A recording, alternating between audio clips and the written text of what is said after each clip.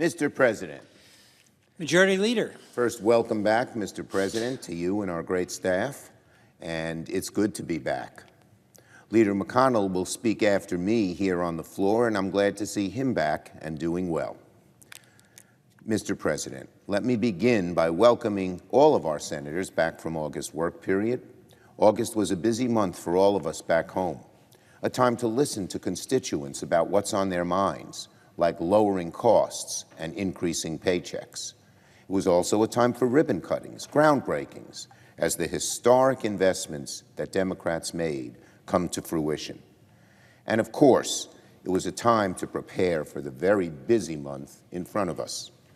On the implementation side, August was a month of action, of groundbreakings, of celebrating new factories and new good-paying jobs that will stick around for a long, long time.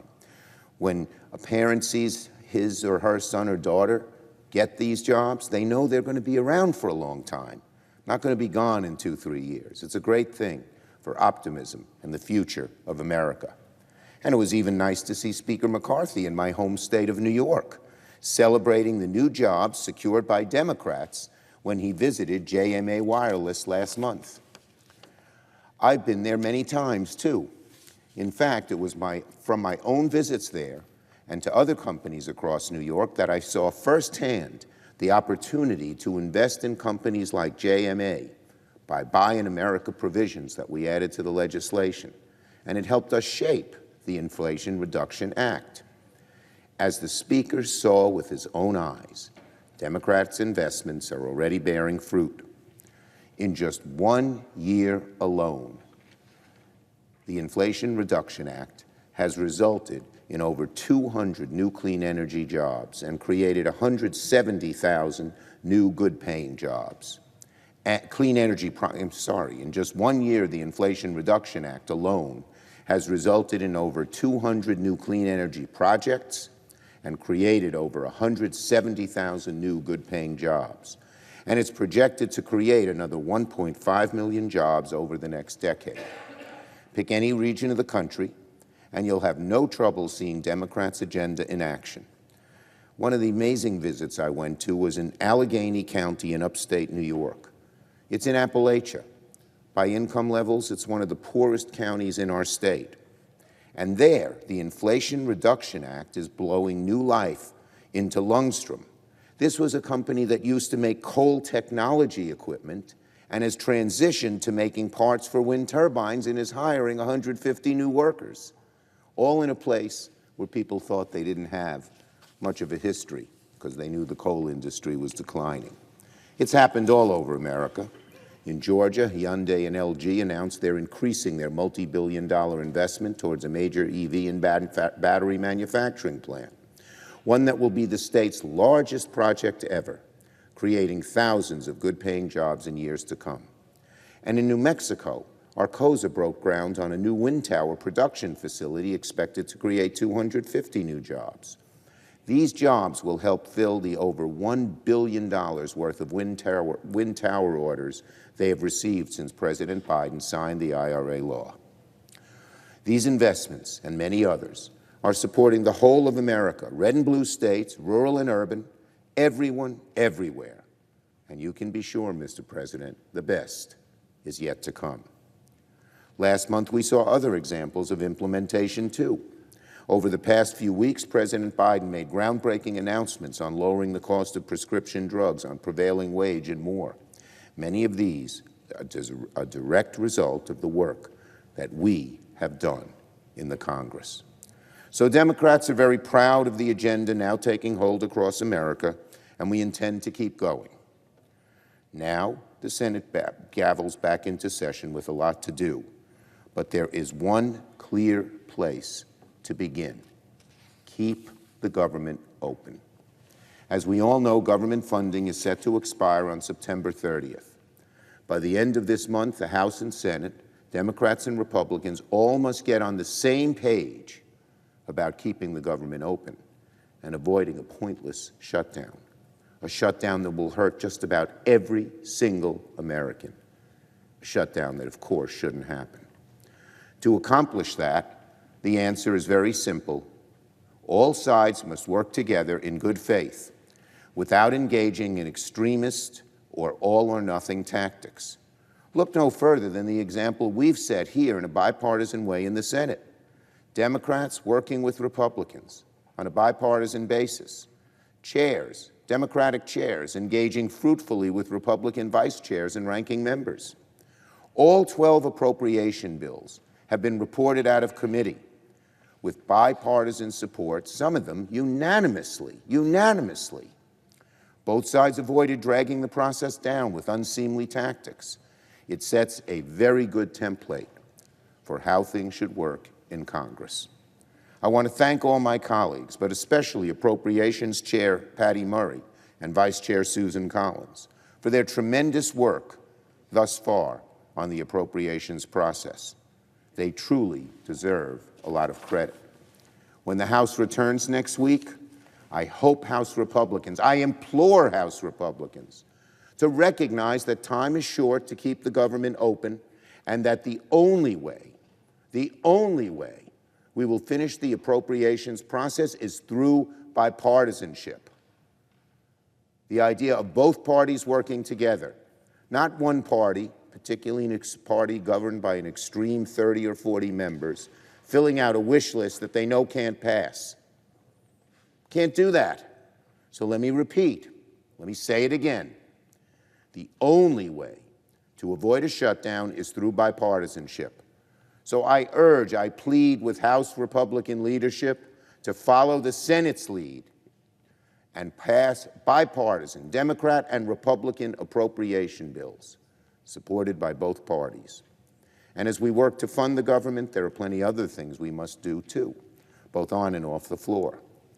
We will continue, for one, continue laying a foundation for bipartisan congressional action on AI.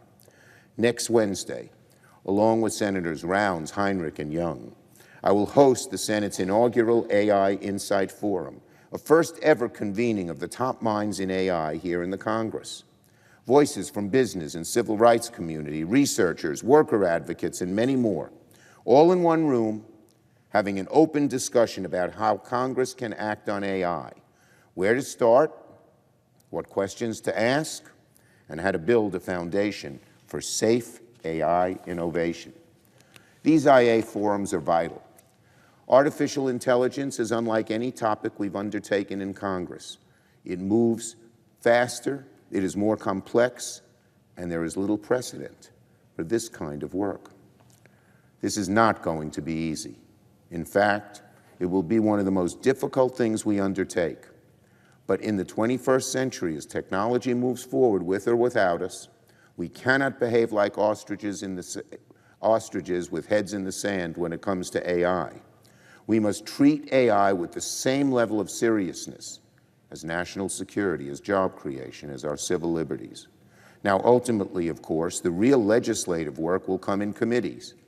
But the AI forums will give us the nutrient agar, the facts and the challenges that we need to understand in order to reach this goal. Of course, next week's forum is just the start.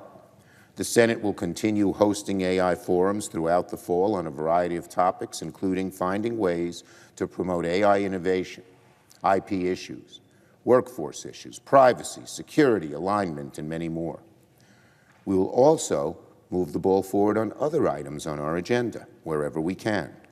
But of course, they will need Republican help to reach the necessary 60 votes to move forward, like lowering the cost of insulin and prescription drugs, something members on both sides of the aisle are hard at work on. We did it in the IRA for insulin for Medicare for people over 65. We should do it for everybody else. Insulin is too vital and becoming too expensive for too many Americans. And making progress on cannabis through the Safe Banking Act, as well as common sense rail safety, which I said in July will be a big priority. We also must build on the work we did during the NDAA to outcompete the Chinese government, to keep the American people safe, to protect American businesses, and ensure that American innovation and technology leads the way this century. We also must continue standing with our friends in Ukraine, now more than ever, as the counteroffensive against Putin's forces is in full swing. And we must stand with our fellow Americans in places like Hawaii, Florida, Vermont, and other regions battered by storms and fires and flooding.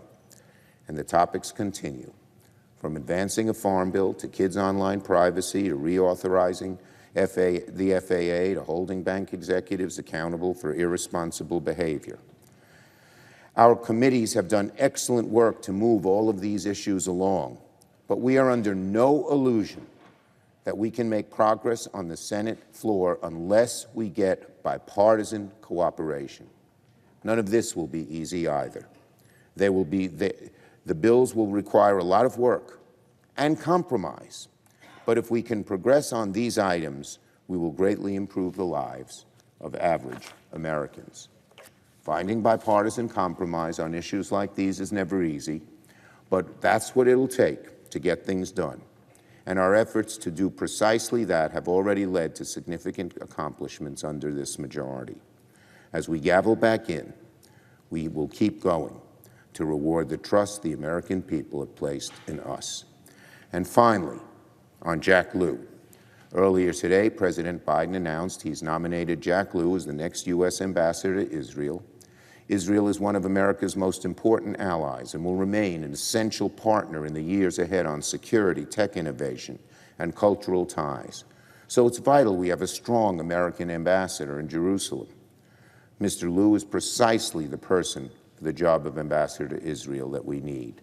As former Treasury Secretary and Chief of Staff under President Obama, he'll bring a wealth of experience, of diplomatic skill, that will ensure the partnership between the U.S. and Israel, assure that it remains strong. And you know why else I know Jack Lew will do a great job? He's a proud Queens boy and a graduate of Forest Hills High School, which I used to represent in Congress. I commend President Biden for nominating Mr. Lew, and I look forward to his nomination here in the Senate. I yield the floor. Clerk will call the roll. Ms. Baldwin.